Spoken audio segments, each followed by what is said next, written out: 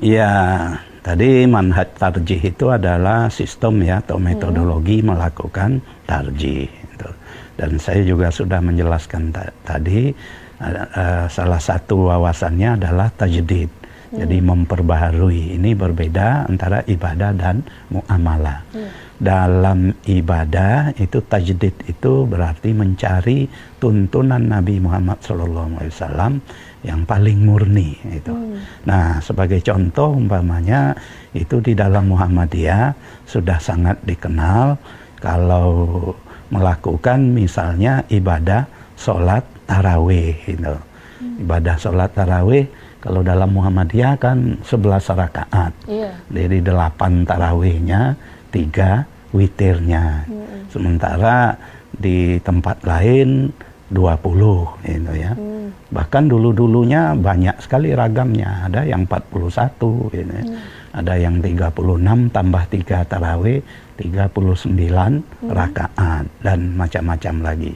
Lah, Majelis Tarjih Muhammadiyah secara umum melalui putusan-putusan tarjih itu dipilih sholat tarawih itu adalah 11 rakaat tambah witirnya.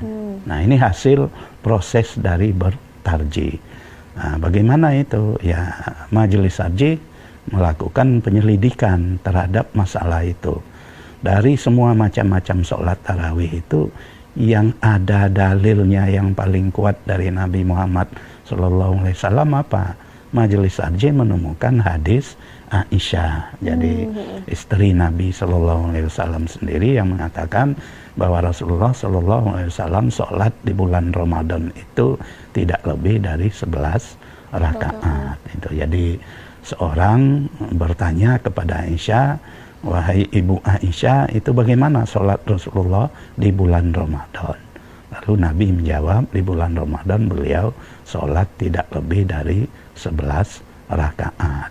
Bahkan di luar bulan Ramadan pun, kalau beliau sholat malam juga tidak lebih dari 11 rakaat. Jadi itulah hadis yang paling sahih. Dan kesahihan hadis ini diakui oleh seluruh ulama. Jadi karena itulah hadis yang sahih, maka ya Majelis Tarjih memilih itu, tidak memilih yang 39 umpamanya.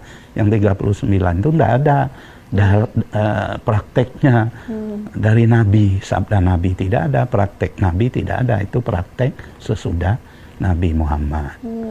Yang 20 ada hadisnya yang bersumber dari Ibnu Abbas. Tapi setelah diselidiki ternyata hadis itu hadis dhaif yang menyatakan adalah Rasulullah SAW sholat di bulan Ramadan tidak berjamaah di rumahnya 20 rakaat. Nah, hadis itu hadis yang dhaif dan kedhaifannya itu diakui oleh seluruh ulama. Tidak ada satu ulama pun yang menyatakan bahwa hadis itu sahih atau hasan. Jadi oleh karena sangat dhaif, maka kita tinggalkan. Jadi Muhammadiyah mengambil yang 11. Jadi inilah penerapan dari manhaj tarjih itu sendiri. Artinya mencari tuntunan yang paling murni dilakukan oleh Rasulullah Shallallahu Alaihi Wasallam. Jadi begitu. Jadi dikaji ya, dalilnya sahih apa tidak. Jadi mengenai sholat tarawih itu begitu. Dan tidak cukup mengkaji dalil-dalil hadis atau ayat Al-Quran, tapi juga kita harus mempelajari sejarah. Jadi sejarah sholat tarawih itu seperti apa? Ya Nabi melakukan 11. Kemudian Umar bin Khattab ketika menertibkan jamaah sholat tarawih itu juga memerintahkan 11. Dan di zaman Umar itu mula-mula ketika dia jadi khalifah, sholat tarawih itu tidak tertib, sporadis.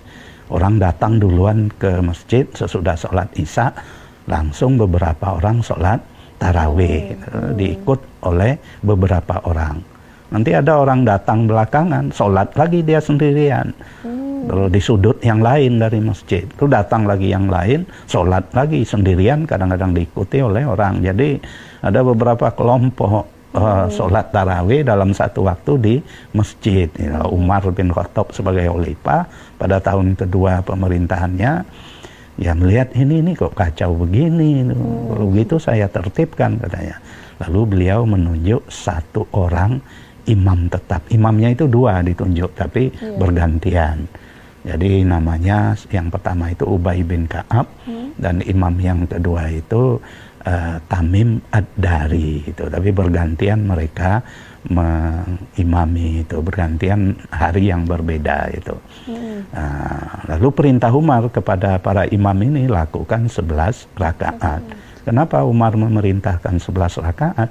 Yaitu yang dia warisi dari zaman Nabi Muhammad Sallallahu Alaihi Wasallam.